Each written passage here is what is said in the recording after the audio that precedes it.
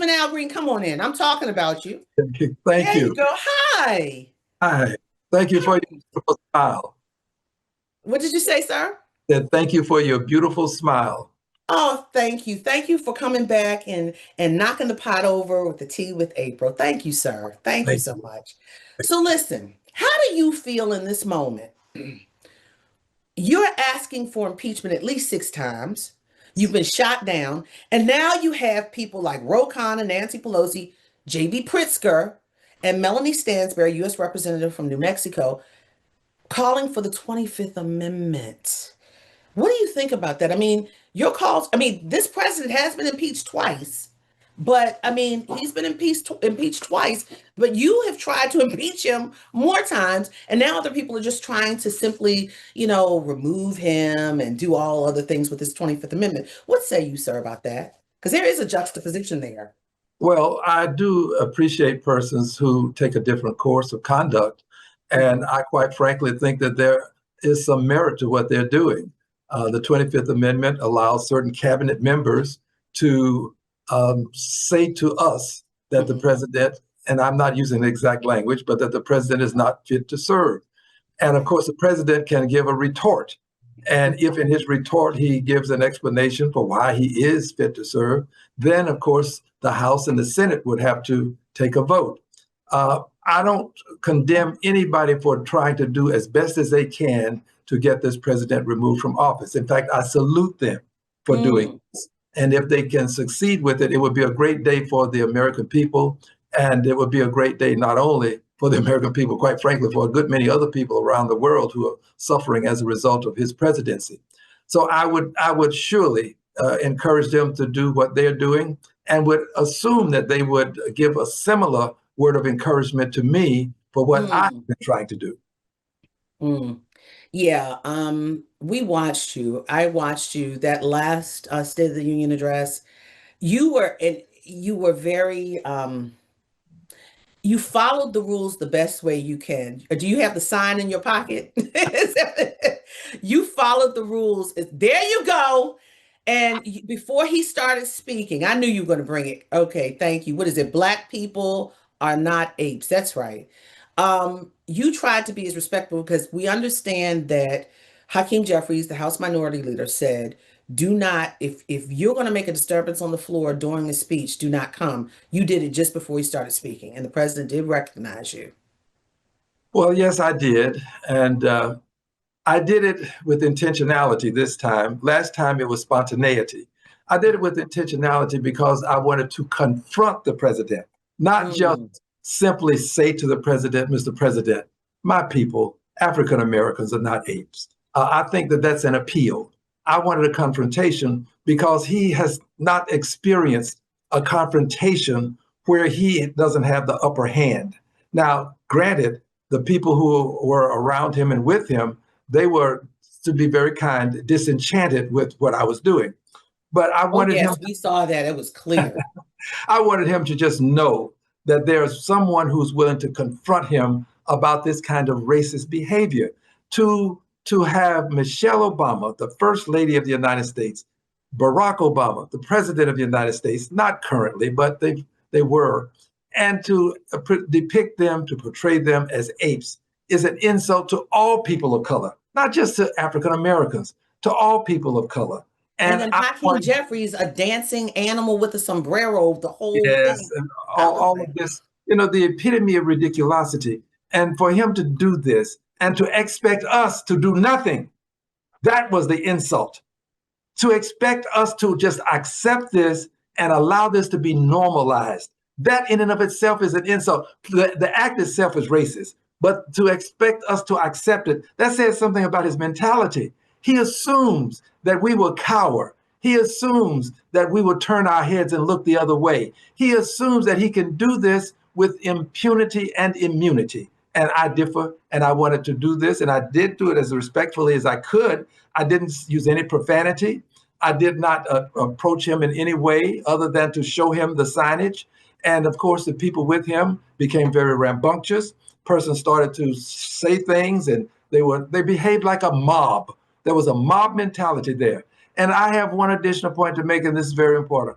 If this had been done in another venue without the world looking, I would have been charged with some sort of assault. I am confident of it. And I would be prosecuted because someone would have alleged that somehow I made an effort to assault or threaten the president. I made no threats. I did not move toward him to assault him. No, But you I did not. guarantee you, in another venue, without the eyes of the world looking at this occurrence, I would have been charged with some crime. Mm. We have none other than Texas Congressman, Representative of Texas, Al Green. And let's go to the chat real quick. Chris says, what is Rep Green's favorite impeachment song if he has one? my mantra would be impeach Trump now.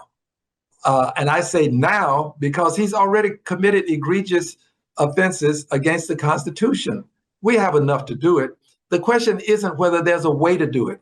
The Constitution says it can be done. And Gerald Ford, former president, reminds us that impeachment is whatever 218 members of Congress conclude that it is. Whatever. Because in 1868, Andrew Johnson was impeached for saying bad things about Congress. In my neck of the hood, we call that bad mouthing.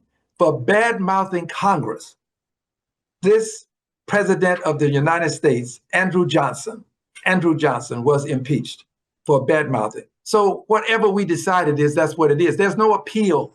This is not a court of law. This is a court of politics. And whatever we say it is, and then it goes to the Senate, and the Senate then can take up a trial. And if they convict, then he can be removed from office. And this is the way he should leave office because he has no desire. He has no intentionality of leaving office. He plans to be there after his time in office is up. He's already laying the foundation for it. He's already dismissing generals who can say to him, you must go. Pete Hegseth will do whatever the president says. And if the president says, Pete, I'm going to stay over because of whatever reasons, Pete Hegseth will send over some military personnel to protect the Capitol, and this man will stay on. But aside from that, he has other methodologies by which he might stay.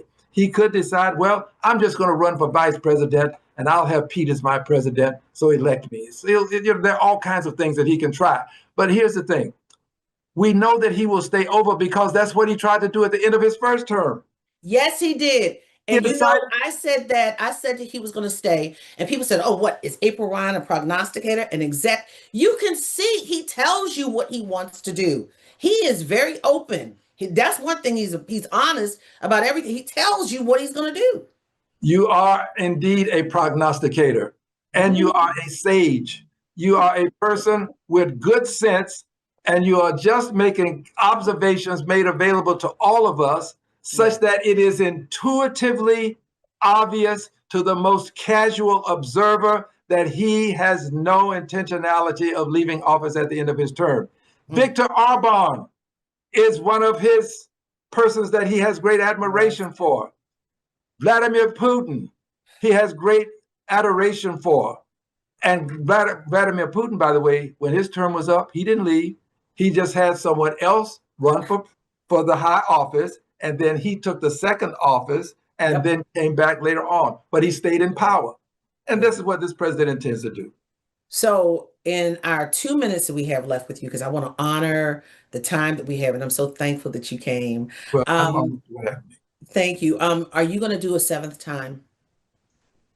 Well, I plan to do a seventh time and an eighth time and a ninth time. I plan to, there are many articles available. I mean, there's so much. It's a target-rich environment. But I plan to do this to show people, first of all, that it is important that people vote, okay? But here's an important thing. This impeachment is a way of saying to the president and to the country that the president is doing things that are in violation of the Constitution. And it says to the people of the country and the president that we will not allow this to be normalized without an antithetical voice, a voice that's antithetical to what he's doing. We won't allow it to be normalized in this fashion. And finally, I do it because Dr. King reminds us that at some point, silence on issues of our time is betrayal. I'm not going to betray the trust that people have placed in me. So yes, I will do it a seventh time, a eighth time, a ninth time. Every time is a time that is suitable. And anytime you're doing the right thing, as Dr. King put it, it's always right. The time is always right to do what is right. Ellen says every day Trump gives us more reasons to impeach him.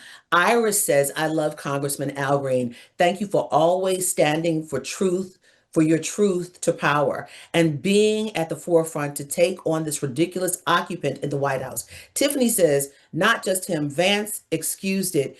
All his cronies excused it and normalized it. These people sicken me. Congressman, it's 5:40 p.m. Well, Eastern. I'm going to make one more comment, if I may. Can I make this comment? You mentioned Vance. Vance should be impeached too. We should not eliminate him from the process that's available to us by way of the Constitution. And there are reasons that we could go after Vance, but I'm going to start with the head, and then we'll move. If he becomes a head, then he then becomes subject to impeachment.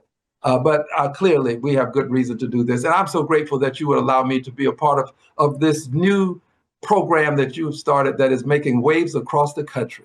You have made Yes. a big splash. You Thank know, when people look upon you in this time, they will see that you left big tracks in the sands of time, and we are to follow. Oh, you just make me just tingle all over with your words. Thank you, sir. I want to say this to you, though. Thank you for coming on. I know you have to go, but this president has been officially impeached twice, not removed, and he's a convicted felon. And the congressman just made news saying that Vance needs to go as well as the head. He's going to do it 7, 8, and 9 times. So, sir, thank you.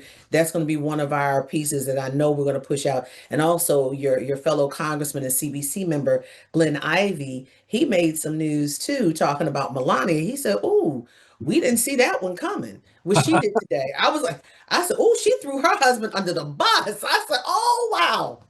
Uh, that's a great conversation for another time. But clearly, you saw a bus, I saw a train. Woo! She didn't get that honeydew list completed. That's what it was. Sir, thank you so much. Thank Thank you you. for Thank you. joining us. Thank you so much. I know your time was limited and you made a point to come to us. Thank you. Thank you to Quila as well for making this happen. We love you. Thank you. Thank you, sir.